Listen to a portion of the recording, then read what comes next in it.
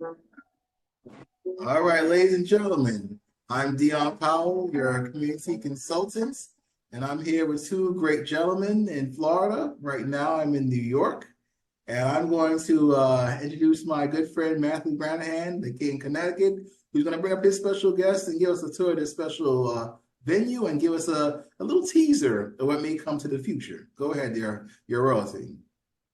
Thank you, Dion Powell. First of all, I want to wish you a somewhat belated Happy New Year. I hope you and your friends and family had a great holiday season. And it's great to be here with you and my good friend Larry Mazza, author of a fantastic book, The Life, and a man who's truly led the life. And I kind of want to open up in this regard. We are going to be doing a live show here from Capone's in West Palm Beach, a beautiful venue that your fans and fans of watching this podcast saw in the opener. Very old school, speakeasy type environment.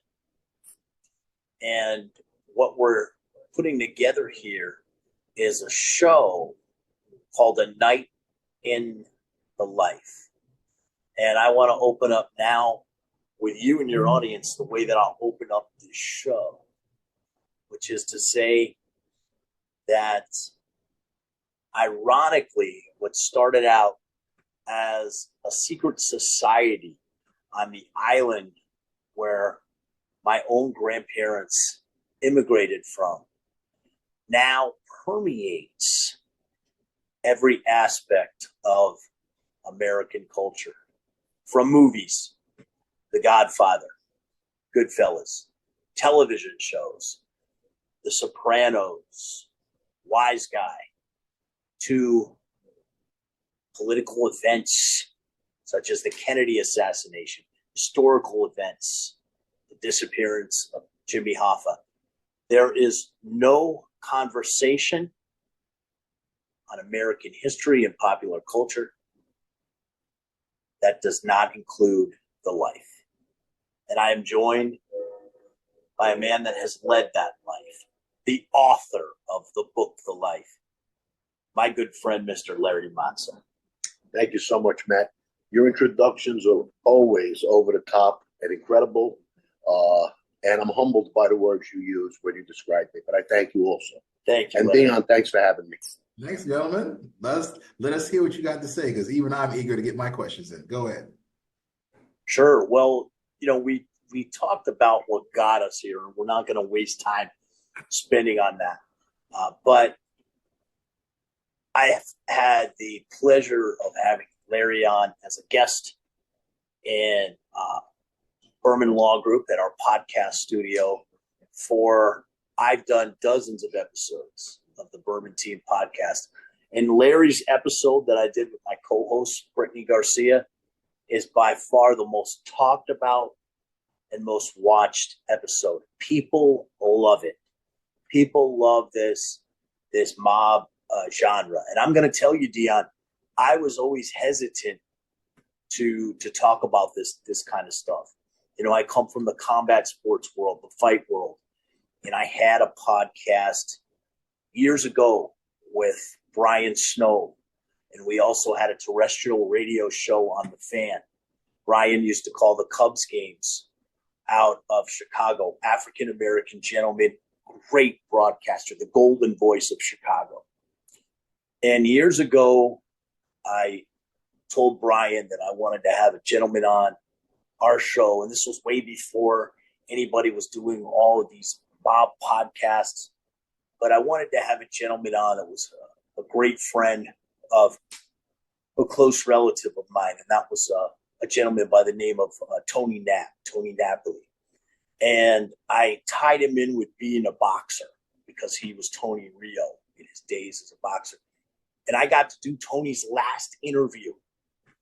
And that relative I spoke of was never somebody who would ever want to talk about the life. And he loved the interview even himself because we did it in such a classy way and we presented it in such a classy way. And these historic stories Tony Knapp was, we're 90 years old. We had him on. And I then started interviewing Larry for the Hannibal TV. And this genre has exploded.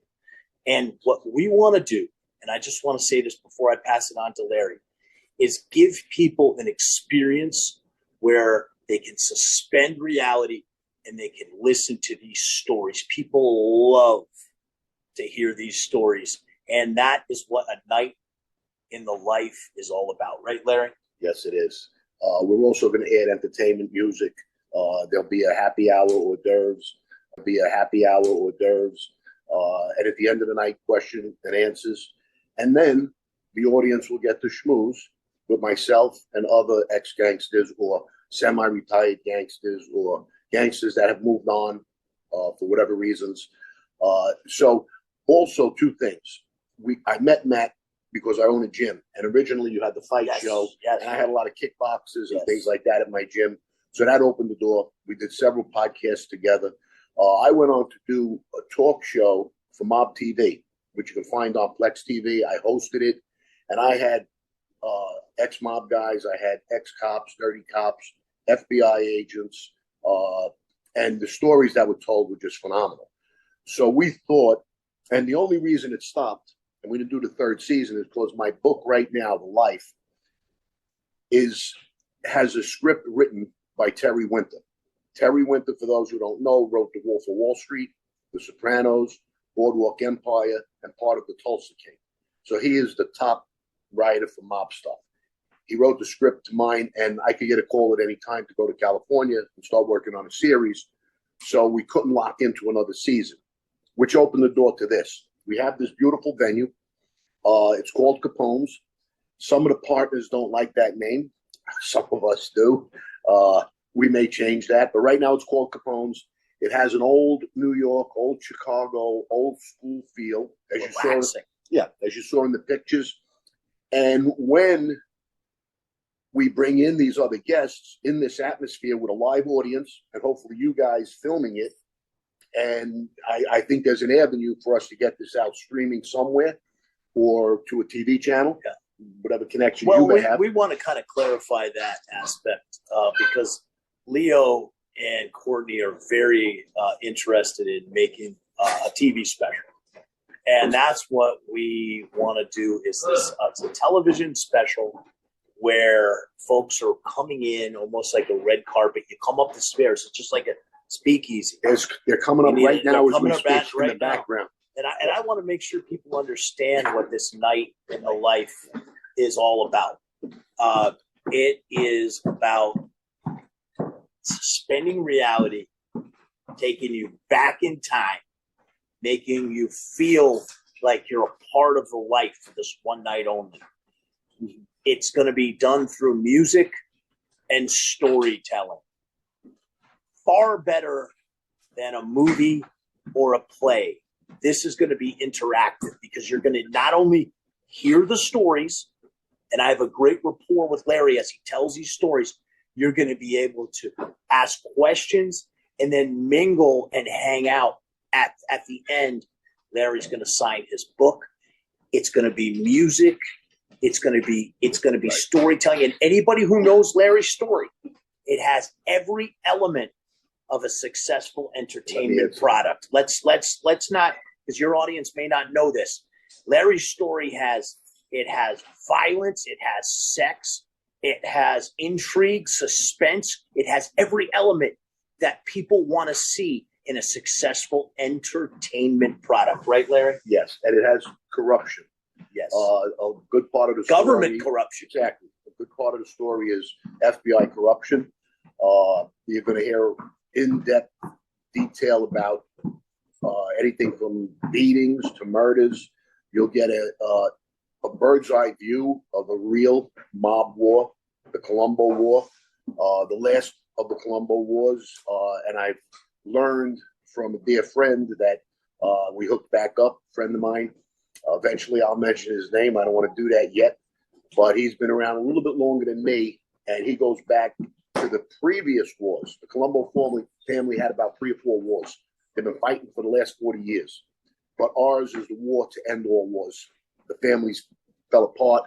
But the detail, the treachery, the backstabbing, the hits, the attempted hits, the meetings to try to call for peace, unbelievable stories.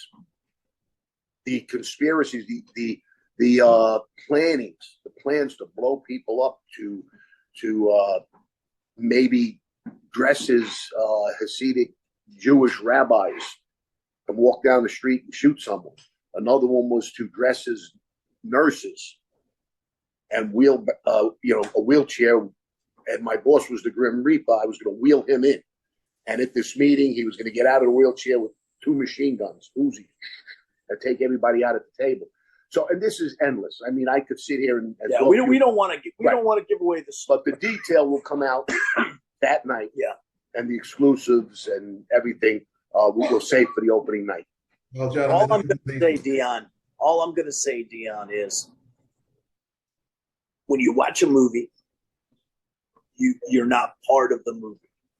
You're going to feel like you're part of this story on this night. That's what it's all about. And we welcome the questions at the end. That is could be an additional hour. It was usually in a live audience, and I've done the Mom Museum show, like I told you, in Las Vegas, and in a live venue like that, the questions are very good. The people are intelligent. They're not looking there to fight with you or argue with you. They're genuinely curious, and they ask very good questions. And I'll tell you what, that's a great segment.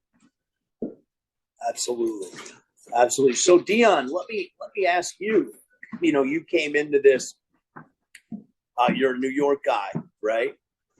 And you're coming into this kind of blind because I know you from the political world, and you're a mover and a shaker. There's no doubt. I'll just leave it at that. But hearing this, what questions do you have? Being a New York guy. And suggestions. Yeah, and ideas. Well, gentlemen, in order to prep for this, I did my homework, and the question I have is this. In the African-American community, I will say myself on the ground up, there's a lot of wannabes in my realm into your realm. A lot of wannabes. And then there's a lot of overlap in our realm, like you said, Larry, before, being behind the wall, as we say, with a couple other tough guys in my realm since the drum game of the 70s and 80s. So here's a question for you. Just like Boardwalk Empire, just like The Sopranos, where does the Black community fit in this narrative? You mentioned earlier the numbers, and that would really appeal to my audience, the overlap, just like with Bumpy Johnson. Yeah. We did business with every ethnic group. You know, in the 70s and 80s, we were the power, and a lot of these other groups worked with us. They had to work with us. My own experience, I played ball in high school and had lots of friends of color. And as I became the Lefty Rosenthal of the neighborhood, Lefty is the guy from Casino, Robert De Niro's character, the big gambling guru. I had a lot of black friends from high school join in. We started out with the parlay cards. Then they brought in gamblers, the numbers. They were already doing the numbers, but we gave them a better deal. Whatever deal they were getting, when we told them what we were going to give them, they all jumped on board. So I was in Coney Island twice a day, different areas to pick up numbers from different runners. And again, they were Spanish, they were black. Later on, Chinese people became very prominent in Brooklyn. 8th Avenue, they came in, they had to give the numbers to us. Things are changing now. The leadership out there isn't the same. They're not going to go in and butt heads with these other ethnic groups, but we did. So there was a lot of intermingling. That's beautiful, Larry. Now, here's my next question pertaining to that beautiful set. Now, there's a lot of people where this element started in New York, migrated to Chicago. Now, everybody, even New York right now, is migrating to Florida. So how can both states play with each other? For example, in New York, how do you transition that lifestyle to Florida with the Cubans? Because that's always been a contentious issue as well. Can you walk us through that? Well, the Cuban thing, I would say, is more drugs. And we, for the most part, were not supposed to dabble in that business. Not that a lot of guys didn't. They did. Some guys got killed for it. It was just too much money not to do it, you know. But as far as the Cubans, that much I never had to deal with because I wasn't in that business. But it would be the same thing. They would work together for a common goal to make money. they're going to kill each other, and nobody makes money. So they would figure a way out. But again, that wasn't my business. Yeah, and Florida also has a very long-standing history of Cosa Nostra going back to, in Tampa, particularly Santo Trafficante. And Florida is a state that's kind of divided. Tampa's a lot different than Miami. Yeah, but it was pretty open. The state was open. As a matter of fact, we had a very serious presence in Florida. There's a TV show out right now called Gravesend, and Andrew Dice Clay plays a captain from the Colombo family. That captain is one of my best friends in the world to this day. And he was the skipper down here in Florida. Actually had a run-in with Santos Trafficante because they tried to claim the state. And come to the chase, we won the issue, and the state, we could do whatever we wanted in the state because we could do what we want in New York, New Jersey, Connecticut, Florida, and the rest of the world. So we had a pretty strong hold of Florida. Okay, gentlemen, we went to the past. We're in the present. Now, Dion's going to ask you a question and take you to the future. We're going to bring in Matt's MMA realm. We're going to bring in your element of the wise guys. And where do you see the amalgamation of the fighting world, MMA world, with that lifestyle, and where it's going with the twist of the gaming gambling application? Okay, so maybe you can walk us through what the future might look like with both your realms coming together presently and going forward. Well, I think the MMA world and the fight world just in general has always been tied in with organized crime, not always Italian organized crime. If you look at Japan and the Yakuza, and I've said this before, in Pride, the Yakuza basically ran Pride. And if you look at Carl Gotch was missing fingers, because those guys would remove fingers and I did a show with Jake Shannon on that. And I managed Phil Baroni when he fought in Pride. Phil's got his own background in the American mob with his dad, Phil Sr., and all of that, and the Gambinos. But talking about overseas in the Yakuza, their influence, and also in the United States, the history of boxing. And that's something that when I sat down with Tony Knapp, I talked about that right before he died. Went all the way back to his dad, to Jimmy Knapp. He used to run all the boxers. So there's always been always an influence. Influence. And can I say something? Yeah. The reason is gambling. Yeah, goes right back to that. You're going to be betting on these fighters. If a fighter becomes 25-0 and gets a good name and he's a good-looking guy and he has charisma, like a lot of fighters we know, he's going to be fighting for millions and millions and millions of dollars. Wherever that is going to be, organized crime is going to be. And again, it doesn't have to be Italian only, though we were very prominent in that throughout the 60s, absolutely. 70s. Al Serta was a big name back in the day. And I mean, we could go on and on. You could go on and on. Punch, Dion. Have you ever seen the movie Phantom Punch? No, not really.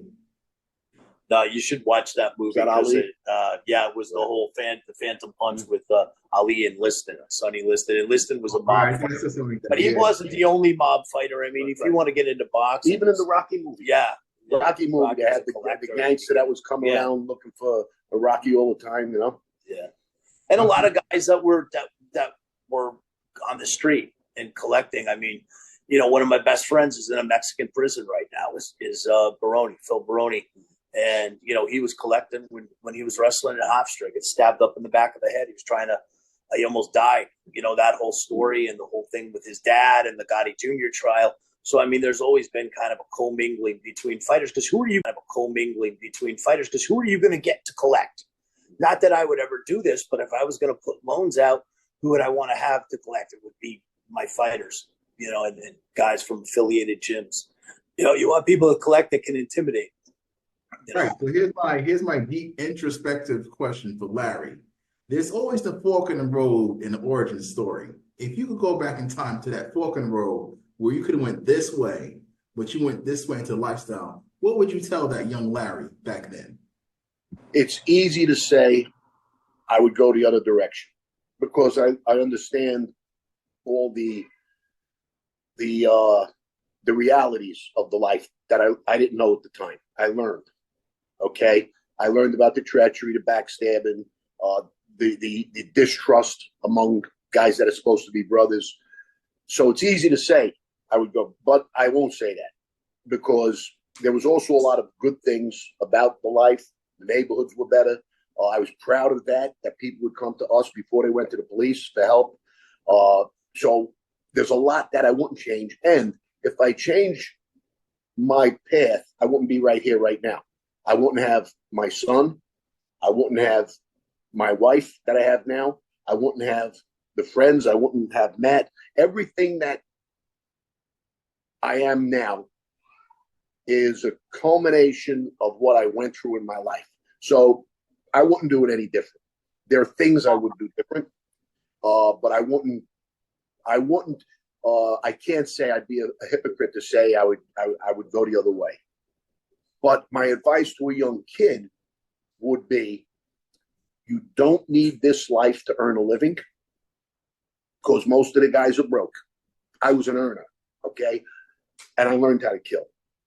So I became both, an earner and a killer. But the more important thing to me about that life was to earn, okay? And I put together businesses, lumber businesses, sports businesses, gambling, horses, shylocking. I lent money out and collected huge interest. But most of them aren't. You don't need it. I'm not in that life anymore, and I'm earning a better living than ever. Okay? And the last thing is, you don't need that life to get respect. I get as much respect now and more because it's not based on fear of this organization I'm with. They respect me as a man. So you don't need the life or these gangs, little gangsters in the street. They don't need it to make money or for respect. They're making a mistake. Listen to your parents, go to school and study and be a doctor, a lawyer, a fireman, a cop, anything. You don't need it. That's the mistake. But for me to say I would change, I'm giving up everything, everybody in my life, my family, my kid, my wife, my new friends. So, no, I'm glad I took this route and I'm where I'm at. Well, like a sports. Dion, I wanted to interject because I've said this to you before. You're from the world of politics. And you and I both with law and politics. I've had my hands in that for quite a while now with law firms, with Berman and so forth. And let me tell you this. I've said it before and I'll say it again. The most powerful and effective organized criminal organization in the world is the United States government. That's right. And so this is a closeout question for both of you fine gentlemen. I don't want to take up too much of your time. You got things to do and money to be earned. This goes to both of you. Matt, start, and then we'll end with Larry with closing remarks. You both have books. You're both authors. Many young fans come up to you, or just fans in general, to get an autograph. What is the one question you would say a fan came up to you to ask you that was very good, and how did you answer that for your book signing? We'll start with Matt. Wait, I could need you to clarify that because I didn't quite understand. Okay, I'm sorry. All right, you both have book signings. You're both authors in respective realms.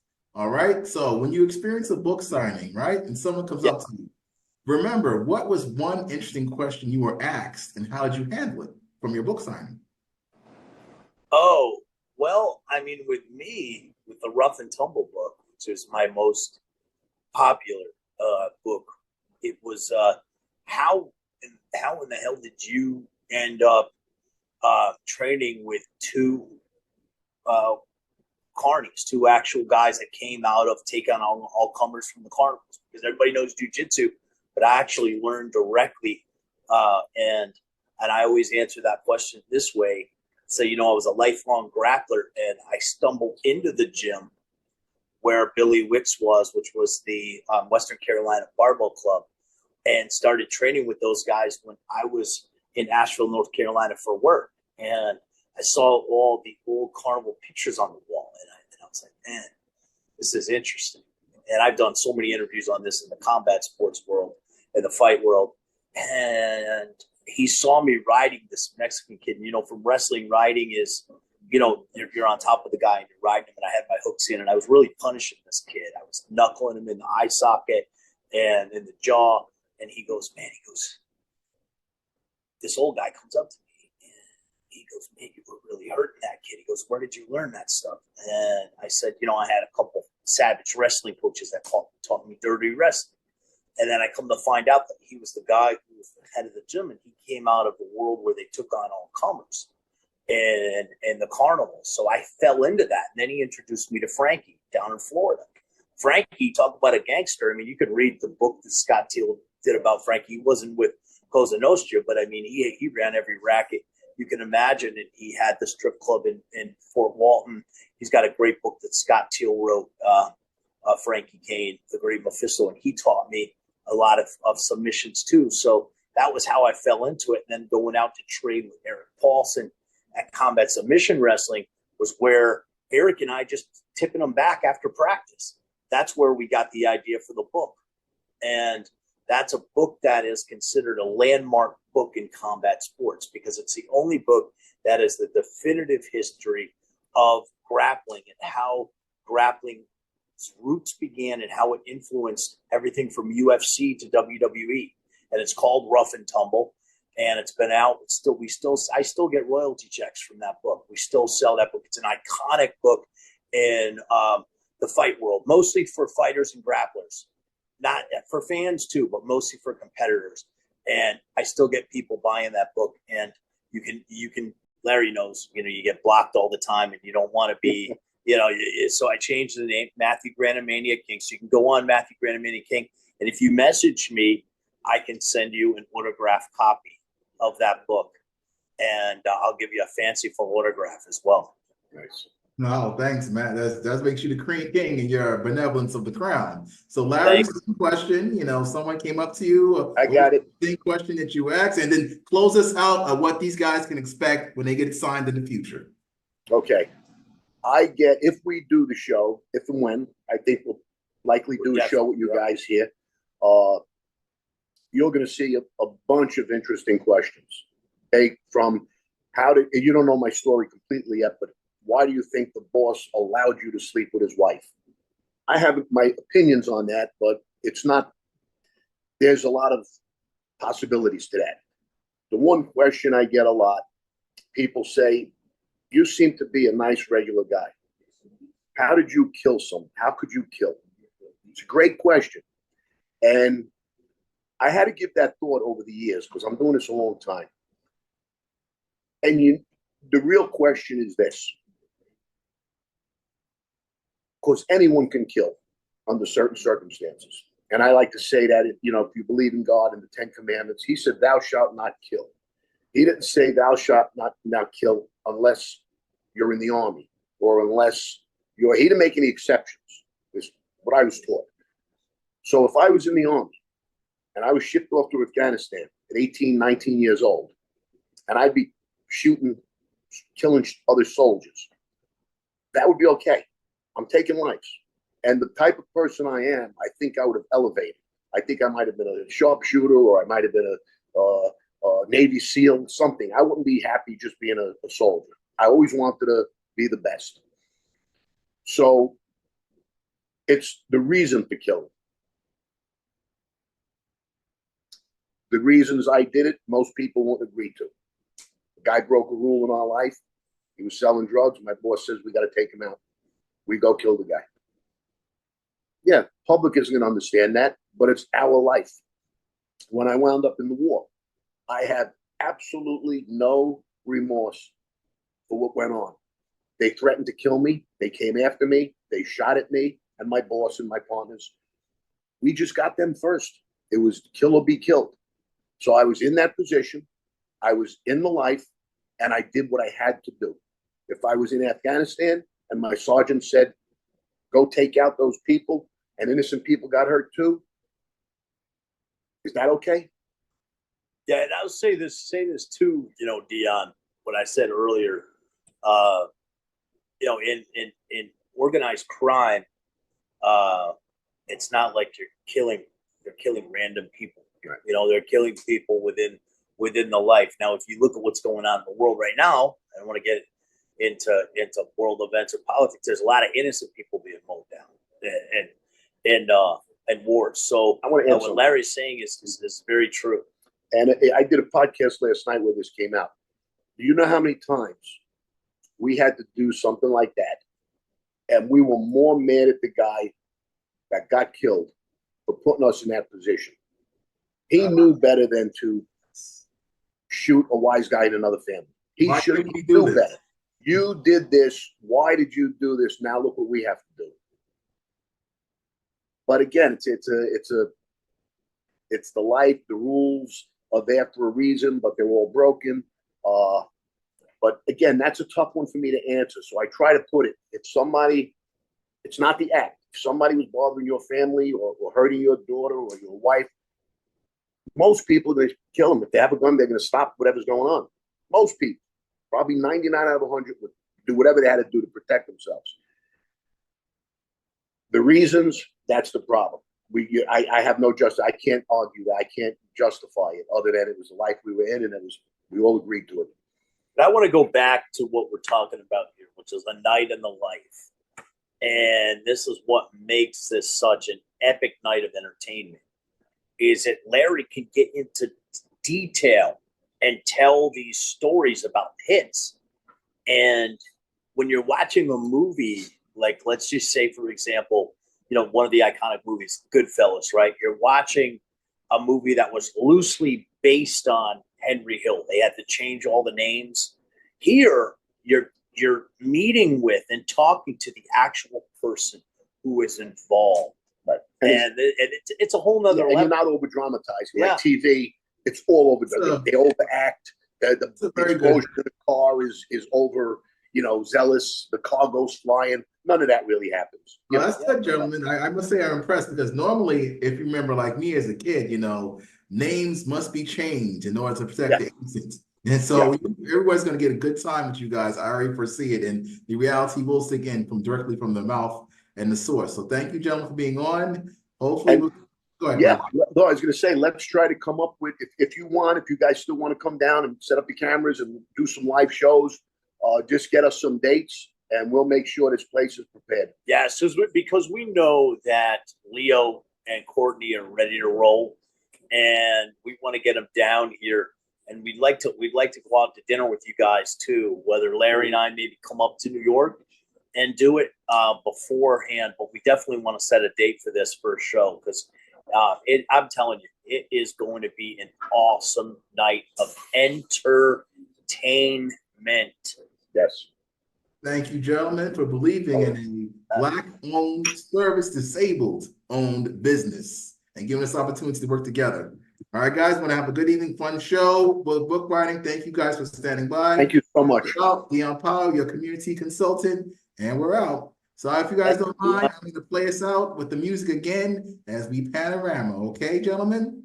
All right, thank you for your time. Okay, I'm going to thank you with this beautiful music of this beautiful venue. What the?